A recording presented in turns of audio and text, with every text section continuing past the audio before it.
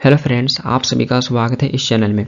इस वीडियो में हम हिस्ट्री से one liner 50 plus important question cover करेंगे और ये पार्ट 11 है। तो इससे पहले मैं इस टाइप के 10 लेक्चर को कवर करा चुका हूँ, तो आप उन लेक्चर को भी देख सकते हैं।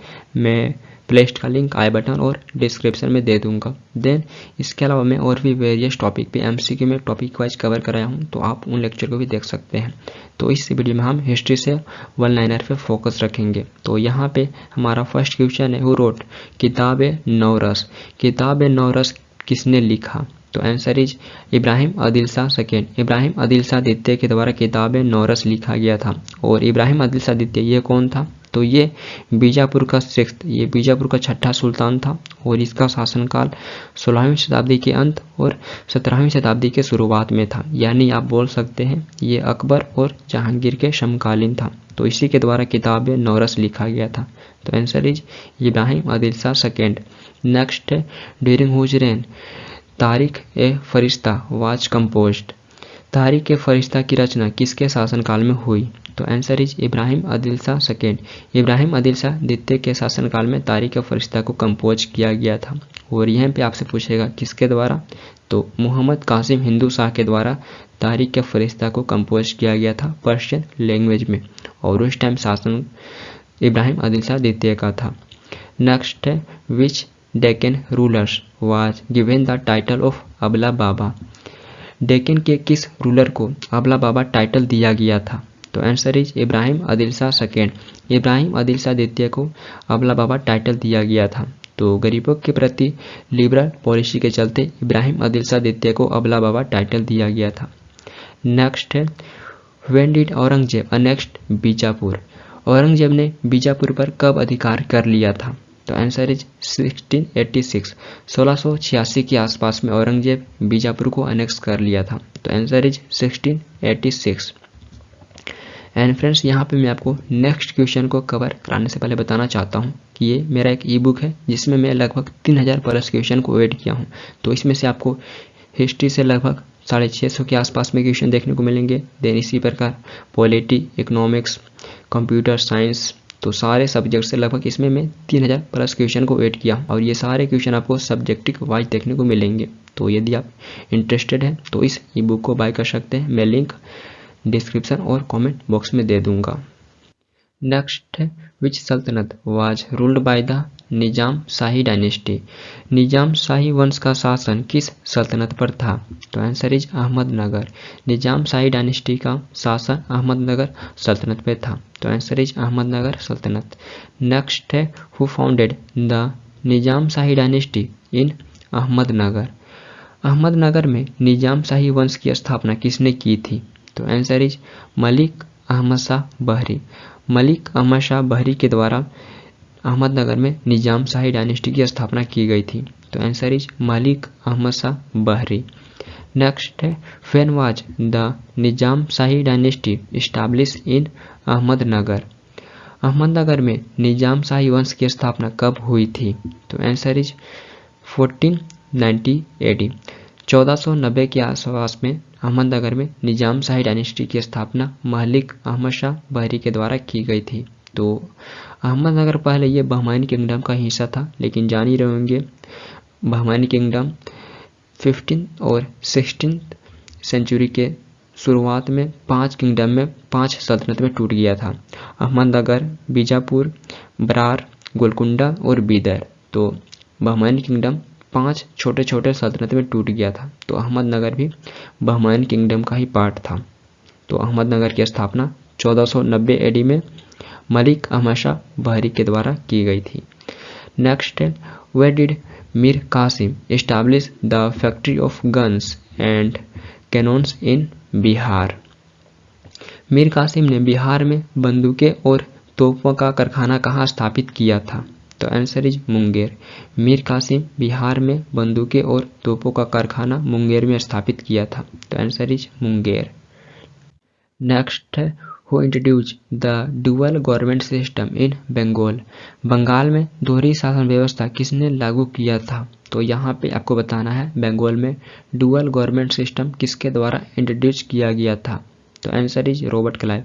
रॉबर्ट क्लाइव के द्वारा बंगाल में डुअल गवर्नमेंट सिस्टम को इंट्रोड्यूस किया गया था। और यदि आप रॉबर्ट क्लाइव पे भी इंटरेस्टेड हैं तो मैं इस पे भी एमसीक्यू में कवर किया हूँ, तो देख सकते हैं, मैं लिंक आई बटन पे दे दूंगा।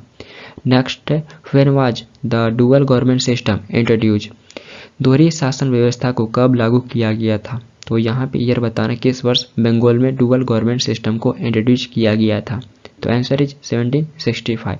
1765 में बंगाल में डुअल गवर्नमेंट सिस्टम को इंट्रोड्यूस किया गया था। नेक्स्ट है, dual government system in Bengal remain in practice during the period from, Bengal में दोहरी शासन व्यवस्था किस पीरियड तक प्रचलन में रही। तो आंसर इज 1765 टू 1772। 1765 से 1772 तक बंगाल में दोहरी शासन व्यवस्था प्रचलन में रही। तो आंसर इज 1765 से 1772। और 1772 में वारेन हेस्टिंग्स के द्वारा इसे एबॉलिश कर दिया गया था। जब वारेन हेस्टिंग्स अगला गवर्नर बनता है बंगाल का, तो इसके द्वारा एबॉलिश कर दिया जाता है 1772 में। तो मैं वारेन हेस्टिंग्स, रॉबर्ट क्लाइव, इन सारे पे कवर कर चुका हूँ, देख सकते हैं। नेक्स्ट है, after the association of Siraj Uddaula who became the nawab of Bengal, Sirajuddaula की हत्या के बाद बंगाल का नवाब कौन बना। तो आंसर इज मीर जाफर। मीर जाफर को सिराजुद्दौला की हत्या के बाद बंगाल का नवाब बनाया गया था। और मीर जाफर ये कौन था? मीर जाफर बेसिकली ये अंग्रेजों का पपट नवाब था बंगाल का, जिसे 1757 में जाने होंगे बैटल ऑफ पलासी हुआ था। तो 1757 में बैटल ऑफ पलासी के बाद अंग्रेजों के द्वारा इसे पपेट नवाब के रूप में, बंगाल के पपेट नवाब के रूप में बनाया गया था, जो 1760 तक बंगाल के नवाब के रूप में सर्व किया। देन इसके बाद फिर इसे 1763 में अगेन बना दिया जाता है। तो पहली बार इसे 1757 में बनाया जाता है और दूसरी बार इसे 1763 में बनाया जाएगा मीर जाफर को। तो ये इंपॉर्टेंट पॉइंट है। फर्स्ट पीरियड इसका 1757 से 1760 है और दूसरा 1763 से 1765 तक रहेगा इसका पीरियड। और जो पीरियड यहाँ पे गैप है 1760 से 1763, तो इस पीरियड के दौरान मीर कासिम को बनाया जाता है बंगाल का नवाब। तो ये भी इम्पोर्टेंट पॉइंट है। तो ये मैं सारे कवर कर चुका हूँ। यहाँ पे आपको कन्फ्यूजिंग हो रहे होंगे तो आप राइजिंग ऑफ स्टेट में बंगाल वाले पोर्शन में देख सकते हैं। तो इसे मैं राइजिंग ऑफ स्टेट में मॉडर्न इंडिया में कवर किया हूँ, तो देख सकते हैं वहाँ पे। Next, who was successor of Mir Jafar, Mir Jafar का उत्तराधिकारी कौन था। तो आंसर इज मीर कासिम। मीर कासिम को मीर जाफर का उत्तराधिकारी बनाया गया था और मीर कासिम ये 1760 में बना था। और इसके द्वारा एक इम्पोर्टेंट काम किए गए थे, ये कैपिटल को चेंज किया था। तो बंगाल का कैपिटल पहले था मुर्शिदाबाद में, लेकिन ये मुंगेर ले गया था मीर कासिम। तो ये पूछे जाते हैं किसके द्वारा बंगाल के कैपिटल को शिफ्ट किया गया था मुर्शिदाबाद से मुंगेर। तो ये मीर कासिम के द्वारा ही किया गया था। ये 1760 से 1763 के बीच में बंगाल के नवाब के रूप में सर्व किया था मीर कासिम। नेक्स्ट है, when was the first Mysore war fought, प्रथम मैसूर युद्ध कब लड़ा गया था। तो आंसर इज 1767 टू 1769। 1767 से 1769 के बीच में फर्स्ट मैसूर वार हुआ था। नेक्स्ट है, बिटवीन हुम was the first Mysore war fought, प्रथम मैसूर युद्ध किसके बीच लड़ा गया था। तो answer is east India company and Mysore. तो ये युद्ध बेसिकली ईस्ट इंडिया कंपनी और मैसूर के बीच में ही हुए थे, बट ईस्ट इंडिया कंपनी को मराठा और निजाम से सपोर्ट प्राप्त था। तो ये बैटल ईस्ट इंडिया कंपनी और मैसूर के बीच में हुआ था। तो मैसूर की ओर से हैदर अली इस बैटल को लीड किया था, हैदर अली। नेक्स्ट है, which treaty was sign between the British and Hyder Ali in 1769। 1769 में अंग्रेज तथा हैदर अली के बीच कौन सी संधि पर हस्ताक्षर किए गए थे। तो answer is treaty of Madras. तो फर्स्ट मैसूर एंड होने के बाद ट्रीटी ऑफ मद्रास पे साइन किए गए थे ईस्ट इंडिया कंपनी और मैसूर यानी हैदर अली के बीच में। तो answer is treaty of Madras. पूछे जाते हैं फर्स्ट मैसूर के बाद किस ट्रीटी पे हस्ताक्षर किए गए थे, तो ट्रीटी ऑफ मद्रास। नेक्स्ट है, when was the second Mysore war fought, द्वितीय मैसूर युद्ध कब लड़ा गया था। तो आंसर इज 1780-84। 1780 से 84 के बीच में द्वितीय मैसूर युद्ध लड़ा गया था। नेक्स्ट है, बिटवीन हुम was the second Mysore war fought, द्वितीय मैसूर युद्ध किसके बीच लड़ा गया था। तो answer is east India company and Mysore. East India company और मैसूर के बीच में द्वितीय मैसूर युद्ध लड़ा गया था। नेक्स्ट है when did Hyder Ali die. Hyder Ali की मृत्यु कब हुई थी? तो आंसर इज 1782। 1782 में हैदर अली की मृत्यु हो गई थी। तो यहाँ पे इंपॉर्टेंट पॉइंट है, इसका मृत्यु 1782 यानी सेकेंड एंग्लो मैसूर वार के दौरान हो गया था। तो इसके बाद इस बैटल को इसी का पुत्र टीपू सुल्तान लीड करता है 1782 में। तो इंपॉर्टेंट पूछे जाते हैं, टीपू सुल्तान मैसूर का रूलर कब बना था? तो 1782 में। सेकेंड एंग्लो मैसूर वार को कौन लीड किया था हैदर अली के बाद? तो टीपू सुल्तान। तो इंपॉर्टेंट पॉइंट है। फिर देन इसके अलावा पूछ लिया जाता है हैदर अली की मृत्यु कब हुआ था, किस बैटल में? तो सेकेंड एंग्लो मैसूर वार के दौरान हैदर अली की मृत्यु हो गया था। तो यहाँ से बहुत सारे क्वेश्चन पूछे जाते हैं।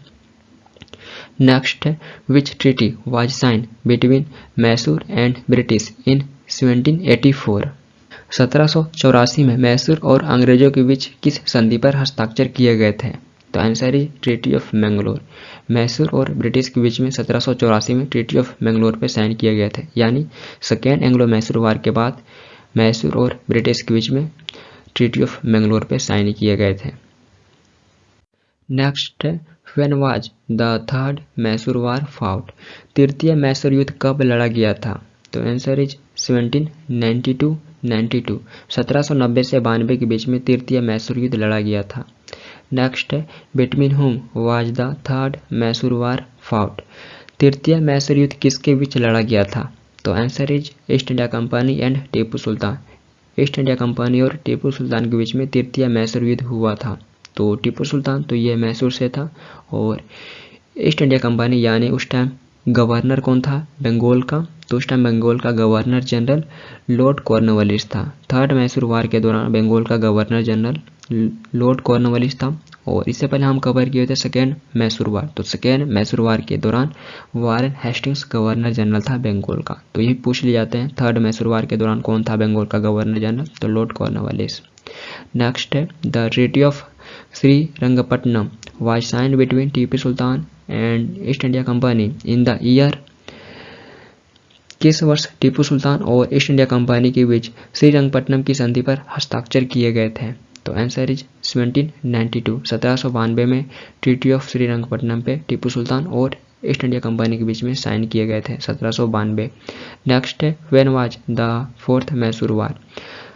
चतुर्थ मैसूर युद्ध कब हुआ था? तो आंसर इज 1799। 1799 में फोर्थ मैसूर वार हुआ था, और इस युद्ध के दौरान टीपू सुल्तान की मृत्यु हो गई थी। देन इसके बाद फिर मैसूर पर अंग्रेजों का कब्जा हो गया था, और फिर अंग्रेज मैसूर पे पपट गवर्नमेंट, यानी पहले जो हैदर अली से शासन था वडिया डायनेस्टी का, तो फिर से वडिया डायनेस्टी को स्थापित करते हैं पपट गवर्नमेंट के रूप में। तो इम्पोर्टेंट है, यहाँ से पूछे जाएंगे किस युद्ध के दौरान टीपू सुल्तान की मृत्यु हुई थी? तो फोर्थ मैसूर वार के दौरान। अंग्रेजों का मैसूर पे कब्जा कब हुआ था? तो फोर्थ मैसूर वार के दौरान। किसे पपट गवर्नमेंट के रूप में स्थापित किए मैसूर पे? तो वडिया डायनेस्टी को। तो यहाँ से भी क्वेश्चन पूछ लिए जाते हैं। नेक्स्ट है which act was passed by the parliament of England to monitor the activities of the company. England की पार्लियामेंट ने कंपनी की गतिविधियों पर नजर रखने के लिए किस एक्ट को पारित किया था? तो आंसर इज रेगुलेटिंग एक्ट। तो इंग्लैंड के पार्लियामेंट के द्वारा कंपनी की गतिविधियों को मॉनिटर करने के लिए रेगुलेटिंग एक्ट को पारित किया गया था। नेक्स्ट है when was the regulating act passed. Regulating act कब पारित किया गया था? तो आंसर इज 1773। 1773 में रेगुलेटिंग एक्ट को पारित किया गया था। नेक्स्ट है by which act the governor of Bengal became the governor general of Bengal. Bengal का गवर्नर किस एक्ट के द्वारा बंगाल का गवर्नर जनरल बना? तो answer is regulating act of 1773। तो रेगुलेटिंग एक्ट ऑफ 1773 के तहत बंगाल के गवर्नर को बंगाल का गवर्नर जनरल बना दिया गया था। तो ये एक्ट इंपॉर्टेंट है, पूछे जाते हैं किस एक्ट के तहत बंगाल के गवर्नर को बंगाल का गवर्नर जनरल बनाया गया था। Next when was the supreme court of judicature establish at Fort William Calcutta. Calcutta के फोर्ट विलियम में सुप्रीम कोर्ट ऑफ जुडिकेचर कब स्थापित किया गया था? तो आंसर इज 1774। 1774 में कलकत्ता के फोर्ट विलियम में सुप्रीम कोर्ट ऑफ जुडिकेचर को स्थापित किया गया था। Next, who founded the Asiatic Society of Bengal in 1784 AD। 1784 में the Asiatic Society of Bengal की स्थापना किसने की थी? तो answer is sir William Jones. Sir William Jones के द्वारा 1784 में कोलकाता में the Asiatic Society of Bengal की स्थापना की गई थी। नेक्स्ट है, when was Pitt's India act enacted. Pitt's India act कब लागू किया गया था? तो आंसर इज 1784। 1784 में पिट्स इंडिया एक्ट को लागू किया गया था। नेक्स्ट है, when did Lord Cornwallis came to India as the governor general. Lord Cornwallis governor general के रूप में भारत कब आया था? तो आंसर इज 1786। 1786 में ये भारत आया था एज ए बंगाल के गवर्नर जनरल के रूप में। नेक्स्ट है, which governor general introduce permanent settlement of revenue in Bengal. Bengal में राजस्व के अस्थायी बंदोबस्त की शुरुआत किस गवर्नर जनरल ने की थी? तो answer is Lord Cornwallis. Lord Cornwallis के द्वारा बंगाल में परमानेंट सेटलमेंट ऑफ रेवेन्यू को इंट्रोड्यूस किया गया था। Next, when was the permanent settlement introduce by Cornwallis. Cornwallis द्वारा स्थायी बंदोबस्त कब शुरू किया गया था? तो आंसर इज 1793।